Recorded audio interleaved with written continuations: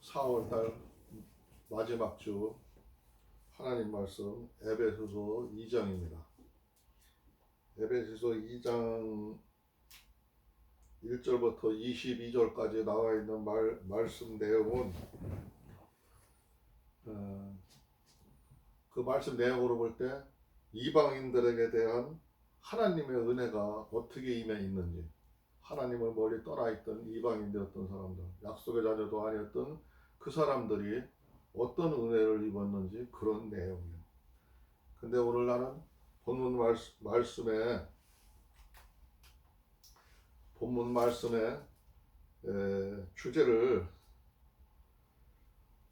중간에 막힌 담이라고 14절에 나오죠. 14절에 중간에 막힌 담을 허시고 하니, 중간에 막힌 담, 하나님과 우리 사이에 죄로 인해서 가로막혔던 그 중간에 막힌 담이 오늘 전체적인 말씀의 주제입니다. 그리고 오늘 금요일 말씀으로다가는 하나님이 거하실 처소, 마지막 절이죠.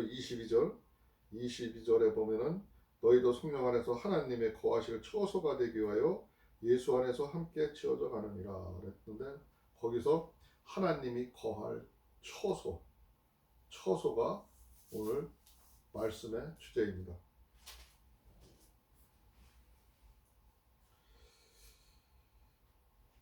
먼저 2장 1절에 보니까 너희의 허물과 죄로 죽었던 너희를 살리셨도다 하셨어요.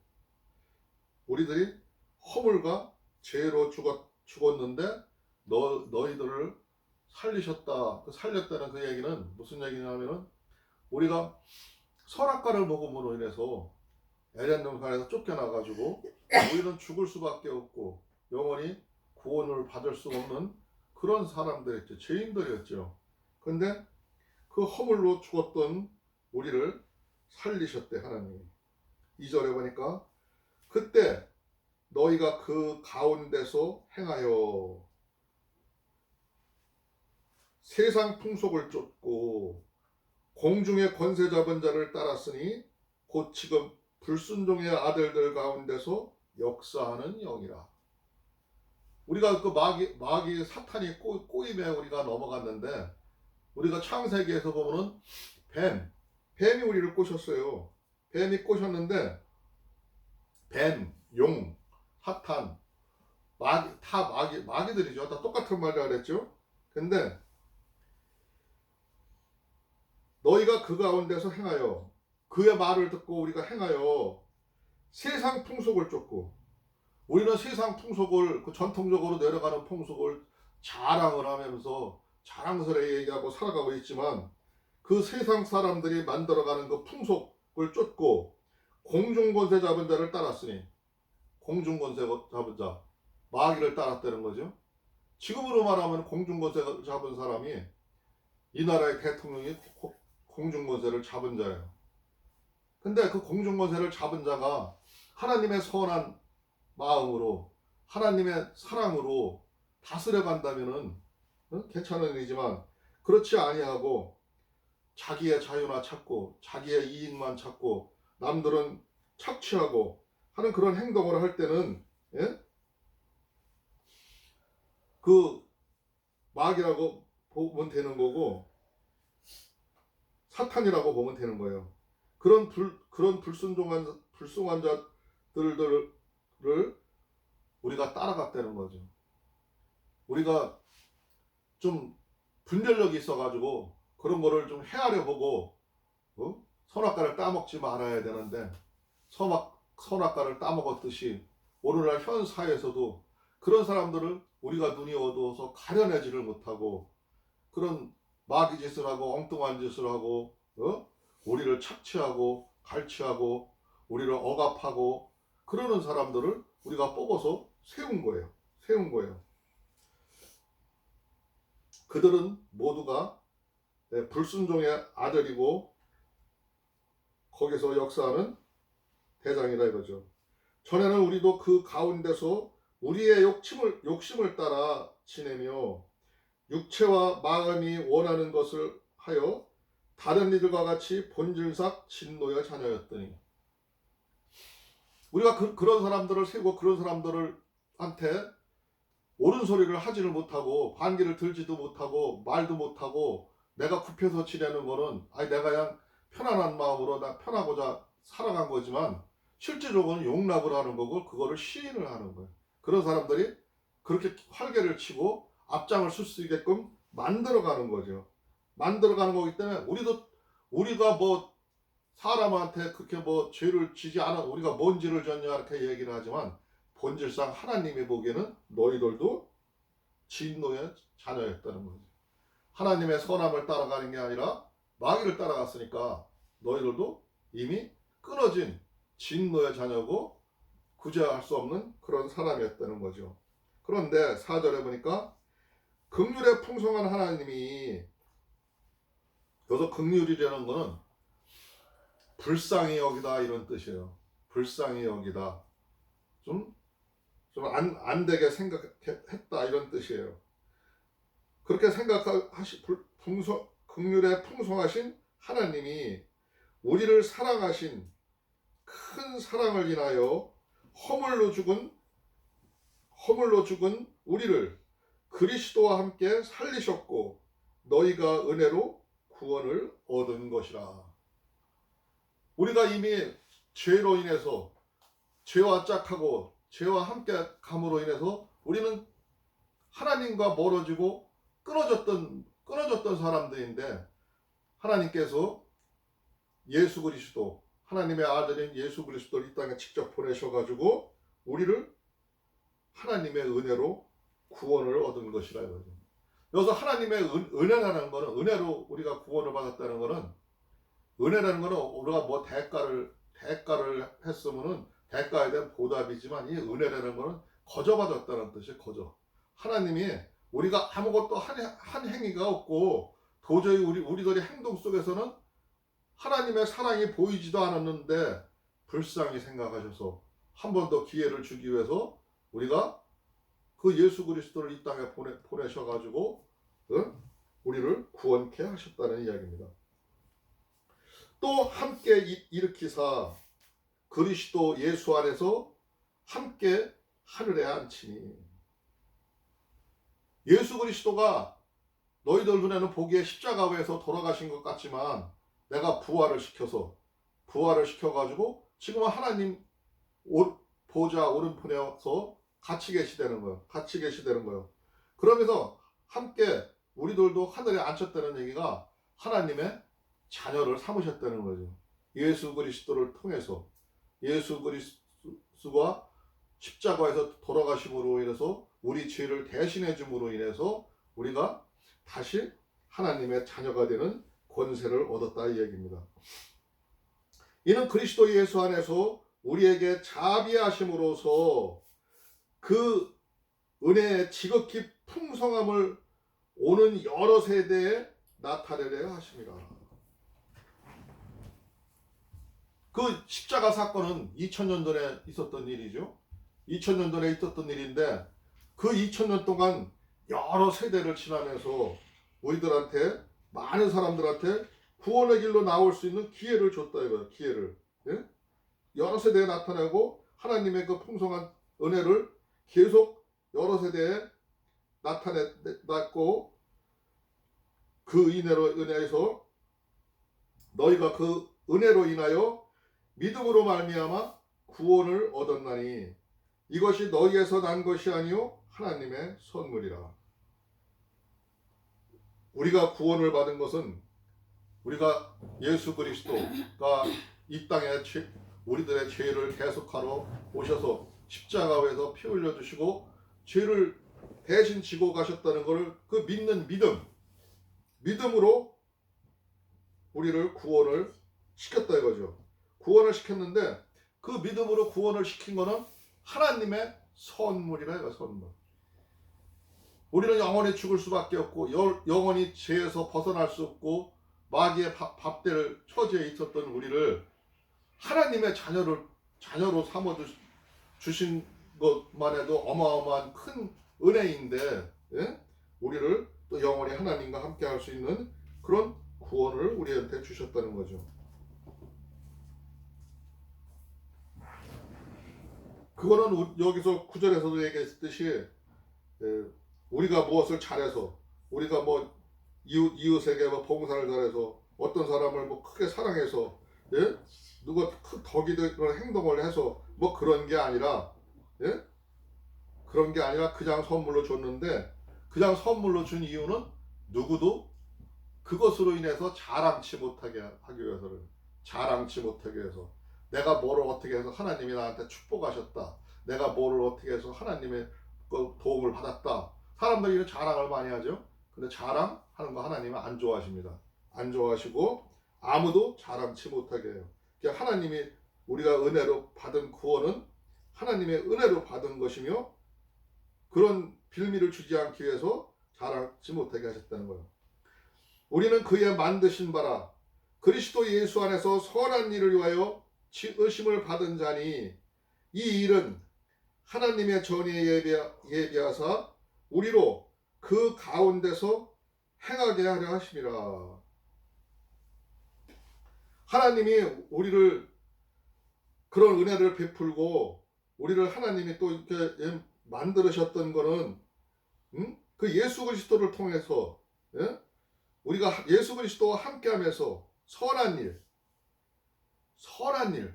하나님의 선한 선민, 하나님의 백성, 예수님이 공생애 동안에 살아가시면서 그 하신 모습, 불쌍한 자를 도와주고, 아픈 자를 치료해 주시고, 과부를 도와주시고, 고아들을 도와주시고, 학대받고 약한 자들을 도와주신 것처럼 그런 모습으로다가 우리가 살아가기 위해서, 하나님의 그 선한 일을 하기 위해서 우리들한테 그런 은혜를 내리셨다는 거예요.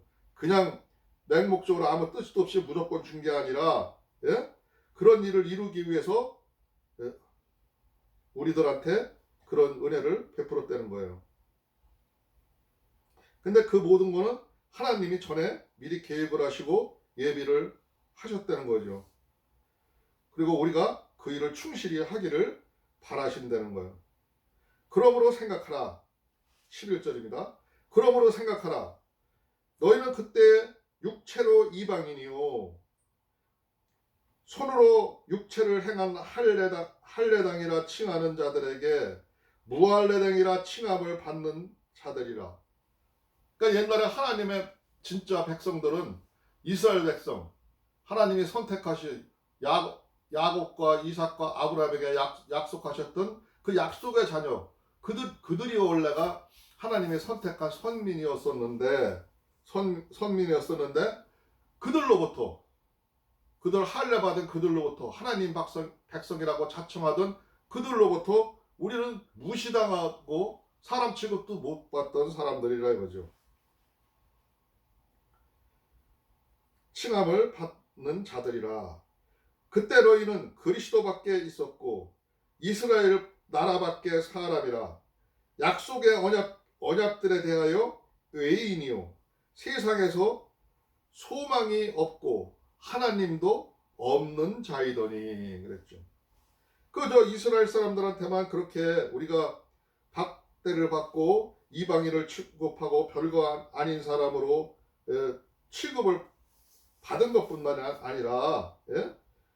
그런 천대를 받은 것뿐만 아니라 세상에 소망이 없고, 그냥 살다가, 우리가 먹고 살다가 동물들과 똑같이 죽음을 맞이하고 이런 가히 없은 삶이었다는 거죠. 하나님도 없는데, 하나님도 몰랐던 자이더라 그죠. 그러한 우리에게 이제는 전에 멀리 있던 너희가 그리스도 예수 안에서 그리스도의 피로 가까워졌느니라. 그렇게 우리가 하나님하고는 멀리 떨어져 있고 하나님 가까이 나갈 수 없던 우리들이 예수 그리스도가 이 땅에 옴으로 인해서, 또 이스라엘 그 하나님 약속의 자녀들이 하나님의 선민으로서 그 역할을 하지 못함으로 인해서 그 권리가 우리들한테 돌아오게 된 거라 얘기해요. 우리들한테까지 전해지게 된 거라 이거죠. 그 이스라엘 사람들을 샘나게 하기 위해서, 하나님의 약속의 자녀들을 샘나게 하기 위해서 우리 이방인들을 먼저 구원하신 거죠. 원래는 그 이방인들이 하나님 믿던 백성들을 죽이던 사람들 아니에요. 죽이고 핍박하고 가해를 하던 사람들 아니에요. 로마 사람들이나 그런 사람들이, 모든 이방인들이 이스라엘 하나님 백성을 억압을 하고 그러던 사람들이에요. 그러던 사람들이 이제는 핍박하고 예수 믿는다고 죽이고 쫓아다니고 하던 그들이 돌아서서 반대로 하나님을 믿게 되고 하나님 백성이 되고 하나님의 자녀가 되게 한 거는, 자녀가 된 거는 그 이스라엘 사람들을 더 샘나게 하고 이스라엘 사람들을 바른 길로 더 이끌고 하기 위해서 그 복이, 이스라엘 사람들이 받아야 될 그 복이 우리에게까지 돌아오게 됐다는 거예요. 근데 그 역할을 예수 그리스도가 십자가에서 피를 흘려줌으로써 우리들의 죄가를 말살을 시켜줌으로 인해서 우리가 하나님 앞에 가까이 나가고, 14절에 보니까 그는 우리의 화평이신지라 둘로 하나를 만드사 중간에 막힌 담을 허시고, 하나님과 우리의 사이에 죄로 막혀 있는 담을 헐으셨다는 거죠. 예수 그리스도의 피로. 그거를 증명하는 게 이스라엘 성전에 쳐져 있던 휘장이 세로로 다 찢어졌다고 우리가 성경책에서 봤죠. 그거는 이제 하나님과 우리의 장막이, 죄로 끌어졌던 장막이 예수로 인해서 이어졌음을 얘기하는 거예요. 하나님하고 멀었던 공간을 예수님이 풀어주신 것을 얘기하는 거예요. 그게 중간에 막힌 담을 허시고, 그 역할을 예수 그리스도, 하나님과 동등한 입장에 있는 그분이 와서 직접 하셨다는 거죠. 그분이 십자가에 달리실 게 아니라 세상 사람들을 진멸할 수도 있었는데, 세상 사람들, 그 죄인들 손에 죽음을 맞이하고 다시 부활한 모습으로다가 우리한테 보여주신 거죠. 막힌 담을 허시고 원수된 것, 곧 의문에 속한 계명의 율법을 자기의 육체로 폐하셨으니 이는 이 둘로 자기의 안에서 한 새 사람을 지어 화평하게 하시고 그랬어요. 근데 여기서 이제 말 글자의 뜻다르다가 생각을 한다면 계명 하나님이 주신 십계명을 얘기하는 거죠. 계명과 율법을 자기의 육체로 폐하셨다. 예수 그리스도가 십자가에서 그거를 폐하셨다 그랬는데, 글자 그대로 해석을 하기보다는 우리는 여기서 어떻게 생각을 해야 되냐면, 여기서 폐하셨다는 것보다는 계명을 완성하셨다. 계명을 완벽한 법을 만들었다. 이렇게 이해를 하는 게 좋을 거예요. 왜 이거를 폐하셨다고 여기서는 이렇게 소개를 하냐면은, 옛날 구약의 법과 신약의 법이 달라지는 거를, 그 달라지는 기점을 얘기해서 옛날의 법과 현대의 법이 바뀌는 거를 얘기하느라고 이 폐한다는 말씀으로다가 의미를 두고 글자를 그렇게 표현을 했지만, 실제적인 의미는 성경에서도 쭉 읽다 보면은 율법이 하나도 없어진 게 아니라 그 율법을 통해서 우리는 죄를 깨닫고 죄를 알 수가 있고 분별을 하기 위해서 우리는 계속 율법을 보아야 되고, 그 율법이 없어진 게 아니에요. 죄를 알기 위해서는 있는 거예요. 근데 예수님이 십자가에서 진짜 참사랑, 하나님의 사랑을 십자가에서 피 흘리시면서 그 사랑을 보여주신 거, 그 사랑의 법으로다가 세상을 완성을 했기 때문에 여기는 율법이 폐하였다고 보는 것보다는 율법이 완성된 것으로 보는 거에 옳다고 생각을 합니다. 이 둘로 자기 안에서 한 새 사람을 지어 화평하게 하시고, 우리가 죄에 끊어졌던 우리들과 하나님 백성들과 화평하게 하게 하시고, 또 십자가로 이 둘을 한 몸으로 하나님과 화목하게 하려 하심이라. 원수된 것을 십자가로 소멸하시고, 앞에서도 설명을 했지만 십자가로다가 우리가 죄로 인해서 끊어졌던 것을 갖다가 끊어갔다가 이제는 다시 화목하게 하기 위해서 그 십자가를 지시고, 하늘의 백성, 옛날 약속했던 약속의 백성이나 이방이었던 우리들 백성들도 모두 하나 되게 하고 하나님 백성으로 만들기 위해서 그 일을 하셨다는 거죠. 그거는 십자가에서, 원래 십자가는 사람을 죽이는 형틀이고 십자가는 사람을 처형하는 장소였지만 그 십자가로 모든 것을 소멸시켰다는 거죠. 예수님이 직접 소멸을 시켰다는 거예요. 또 오셔서 먼 데 있는 너에게 평안을 전하고 가까운 자들에게 평안을 전하셨으니 이는 저로 말미암아 우리 둘이 한 성령 안에서 아버지께 나감을 얻게 하려 하심이라. 옛날 약속의 자녀들이여, 하나님이 처음에 아브라함에게 약속했던, 야곱에게 약속했던, 이삭에게 약속했던 그 믿음의 선진들, 하나님의 그 할례를 받고 생활을 하던 하나님의 믿음으로 살던 그들과 우리 이방인에 죄져서 끊어져 있던 우리들과 다 하나 되게 했다는 거예요. 다 똑같은 자녀로 취급을 하신다 이거예요. 모두가 하나 되게 하겠다는 거예요. 그러므로 이제부터 너희가 외인도 아니요 손도 아니요. 여기서 손이라는 거 우리의 손을 가리키는 게 아니라 나그네라고 표현을 하면 돼요. 나그네도 아니요 오직 성도들과 동일한 시민이요 하나님의 권속이라.